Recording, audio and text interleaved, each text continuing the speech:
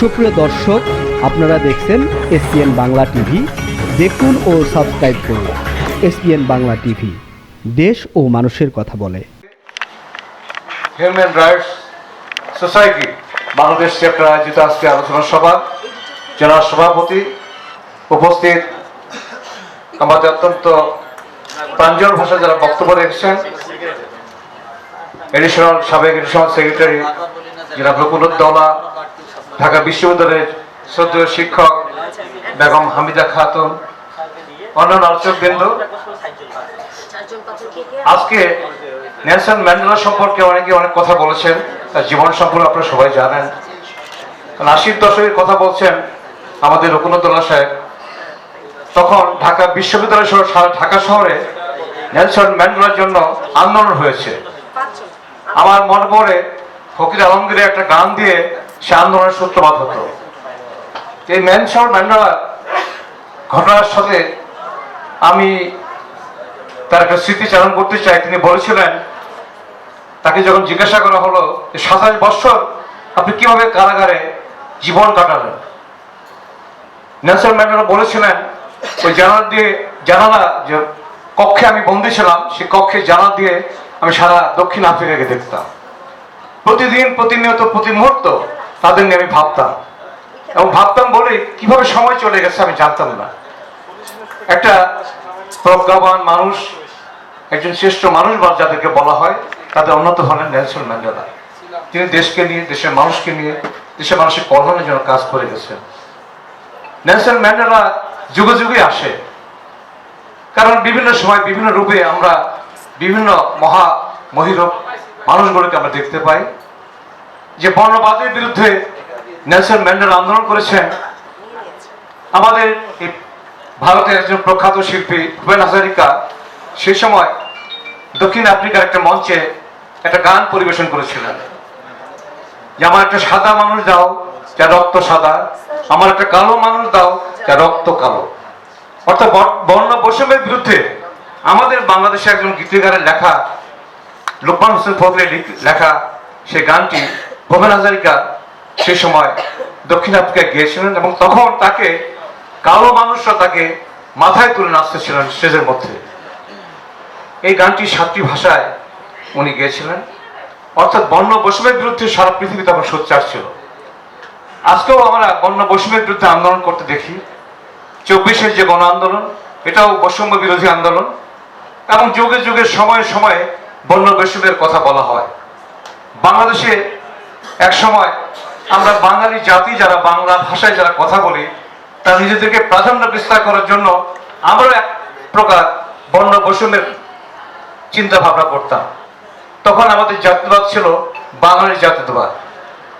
শেখ মুজিবুর রহমান সাহেবের চিন্তা ভাবনা থেকে উনি পার্লামেন্টে যখন বললেন যে আমাদের পরিচয় হবে আমরা বাঙালি এবং আমাদের ভাষা হল বাংলা ভাষা, তখন আজকের যে সন্তু লারমা, তার পিতা মানবেন্দ্র নারায়ণ লারমা বললেন, পার্লামেন্টের মেম্বার ছিলেন, যে বঙ্গবন্ধু আপনি তো বাংলা ভাষার কথা বা বাঙালির কথা বললেন, আমাদের কি হবে, আমাদের কি পরিচয়? এই যে বর্ণ বৈষম্য বলেন, শ্রেণী বিন্যাসের কথা বলেন, বা আমাদের বিভিন্ন ধর্ম বর্ণের কথা বলি, এই যে পার্থক্যটা কিভাবে নির্ণয় হবে? সে সময় বঙ্গবন্ধু শেখ মুজিবুর বলেছিলেন, তোমরা বাঙালি হয়ে যাও। তো বাঙালি হয়ে যাও বললে তো কেউ বাঙালি হতে পারে না। এই পাহাড়ে বসবাসরত প্রায় 50টি নৃতাত্ত্বিক গোষ্ঠী, গারো বলেন, হাজং বলেন, চাকমা বলেন, মণিপুর বলেন, এরা সবাই তার নিজস্ব ভাষায় কথা বলে, নিজস্ব চিন্তা ভাবনায় চলে। আমার আপা বললেন যে অনেক মেয়েরা স্যান্ডেল পরে, মানুষের একটা গোত্র মানুষ স্যান্ডেল পরে না, তাদের একটু পরিচয়। এই যে বৈষম্য, এমনি পাহাড়েরও একটা বৈষম্য আমরা সৃষ্টি করেছিলাম, যে বৈষম্যের বিরুদ্ধে আমাদের সন্তানরা ভাষা আন্দোলন করতে হয়েছিল, বাংলা ভাষা আন্দোলন করতে রক্ত দিতে হয়েছে, যে বৈষম্যের বিরুদ্ধে 71-এ যুদ্ধ করতে হয়েছে, যে বৈষম্যের বিরুদ্ধে এই আমাদের সন্তানরা 24-এর গণ আন্দোলনে প্রায় কয়েক হাজার ছেলে মেয়ে রক্ত দিল। এখনো 20 থেকে 25,000 ছেলে মেয়ে মৃত্যুর সঙ্গে পাঞ্জা লড়ছে। এই বৈষম্যের কারণে যুগে যুগে সময়ে সময়ে এই যে বৈষম্যের বিরুদ্ধে মানুষের যে সোচ্চার কণ্ঠ, এটা আমাদেরকে শিক্ষা দেয়। আমি যে কথাটা বলছিলাম যে বর্ণ বৈষম্যের কথা সেই সময় মানবেন্দ্র লারমা বলেছিলেন, তারপরে 7ই নভেম্বর বাংলাদেশে একটা প্রেক্ষাপট পরিবর্তন হয়ে গেল। প্রেসিডেন্ট জিয়াউর রহমান বাংলাদেশের রাষ্ট্রীয় ক্ষমতায় এসে প্রথম যে কাজটি করলেন সেটা হলো জাতিসত্তার পরিচয়। যে আমরা যারা বাংলা ভাষায় কথা বলি, আমাদের ভাষার পাশাপাশি অন্যান্য ভাষার লোকজন আছে, তাদেরকে নিয়ে আমাদের ভাবতে হবে। তাদের নিজস্ব সংস্কৃতি আছে, ইতিহাস আছে, ঐতিহ্য আছে। তাদের এই সংস্কৃতিগুলোকে, তার ভাষাগুলোকে, তার চিন্তা ভাবনাগুলোকে, আচার আচরণগুলোকে আমাদের মূল ধারায় আনতে হবে। এই মূল ধারাটা হলো কি? বাংলাদেশি জাতীয়তাবাদের ধারা। এই ধারায় যদি আমরা এদেরকে সম্পৃক্ত করতে পারি, তাহলে আমাদের একটা জাতীয় সত্তার পরিচয় হবে। সে পরিচয় হবে আমরা বাংলাদেশি। আমি বাংলাদেশি বাঙালি, বাংলা ভাষায় কথা বলি, উনি বাংলাদেশের চাকমা, উনি বাংলাদেশের গারো, উনি বাংলাদেশের হাজং। তাতে আমাদের এই টেরিটরির মধ্যে যারা বসবাস করেন তাদের নিজস্ব একটা পরিচয় হয়ে যাবে, এবং পরিচয়ই আমরা আমাদের গর্ববোধ করব, আমাদের অহংকার একটা বিষয় হয়ে থাকবে। এই জাতিসত্তার পরিচয় দিয়ে বর্ণ বৈষম্য বলেন আর শ্রেণী বৈষম্য বলেন, সমস্ত কিছু অবসান ঘটিয়ে প্রেসিডেন্ট জিয়াউর রহমান সে সময় একটা রংধনু বাংলাদেশ প্রতিষ্ঠা করলেন, রেইনবো স্টেট অফ বাংলাদেশ। সকল বর্ণের, সকল ধর্মের, সকল মানুষের একটা বাংলাদেশ, একটা আমরানা তৈরি করলেন। এই আমরানা হলো বাংলাদেশি জাতীয়তাবাদের আমরানা। আজকে সে রাজনীতি চলছে। আমাদেরকে মনে রাখতে হবে যে আমাদের দেশ থাকবে, দেশের মানুষ থাকবে, জনগণ থাকবে, কিন্তু আত্মপরিচয় আমার থাকবে। আজকে আমি থাকবো না, আপনি থাকবেন না, কিন্তু আত্মপরিচয় থাকবে। যতদিন বাংলাদেশ থাকবে, যতদিন বাংলাদেশের এই ভৌগোলিক সীমা রেখা থাকবে, ততদিন আমাদের এই বাংলা ভাষাভাষী মানুষের পাশাপাশি এই যে অন্যান্য সংস্কৃতি মানুষের ভাষায় একটা একত্রিত হয়ে বাংলাদেশি জাতীয়বাদের চেতনা থাকবে। আজকে দেখেন, আমরা এই যে জনগোষ্ঠীতে বসবাস করি, যে অবস্থায় বসবাস করি, এটা একদিন সমুদ্র পৃষ্ঠে ছিল। সমুদ্র পৃষ্ঠ থেকে জেগে ওঠা একটা ভূমি, একটা উর্বর ভূমি, যেখানে দ্রাবিড়রা আসতো, বসবাস করতো, বা অন্যান্য জনগোষ্ঠী আসতো। সমুদ্রের পারে বসবাস করার কারণে এখানে তুর্কি থেকে, তাতার থেকে, আরব থেকে, বিভিন্ন জায়গা থেকে লোক আসছেন। কেউ ব্যবসার জন্য এসেছেন, কেউ ইসলাম প্রচারের জন্য এসেছেন, বিভিন্নভাবে আমাদের দেশের লোক এসেছেন। একটা সংকট জাস্টে আমার সৃষ্টি হয়েছে। আমরা সাগর পারে মানুষ, আমরা জলশ্বাসের বিরুদ্ধে যুদ্ধ করে টিকে আছি। আমরা সাগর পারে মানুষ বর্গীদের আক্রমণের বিরুদ্ধে টিকে আছি। সাগর পারে মানুষ আমরা বিভিন্ন সব মোগল সাম্রাজ্যের বিরুদ্ধে আমরা লড়াই করি, সেখানে আমরা টিকে গেছে। তিতুমির তার বাসের কেল্লাতে প্রতিরোধ চেতনা জাগ্রত করেছে। প্রীতিলতা, সূর্য সেন এদের রক্ত দিয়েছে স্বাধীনতা, যে ব্রিটিশের বিরুদ্ধে। ব্রিটিশের বিরুদ্ধে আমরা আন্দোলনকে টিকে আছি। আর যারা যখন আমাদের আক্রমণ করলো, তখন এই দ্রাবিড়, এই এলাকার মানুষ তাদেরকে বিতাড়িত করেছিল। আমাদের বাংলা সেই সময় বাংলাদেশের একটা ছেলে বিজয় সিং শ্রীলঙ্কা জয় করেছিল। সিংহ যার নাম ছিল, পর শ্রীলঙ্কার নাম চেঞ্জ করে শ্রীলঙ্কা করেছে। এটা গর্বের বিষয়, অহংকারের বিষয়, গৌরবের বিষয়। আমার এই গৌরবগুলো কথা, কাহিনী, আমাদের অতীতের সমস্ত ইতিহাসগুলোকে আমাদের সামনে নিয়ে আসতে হবে।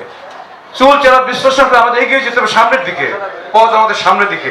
নেলসন ম্যান্ডেলা যে কথা বলছেন যে আমাদের ব্যর্থতা, এই ব্যর্থতাকে আগে বুঝতে হবে, ব্যর্থতা থেকে সফলতা অর্জন করতে হবে। আজকে অনেক ব্যর্থতা আমাদের আছে।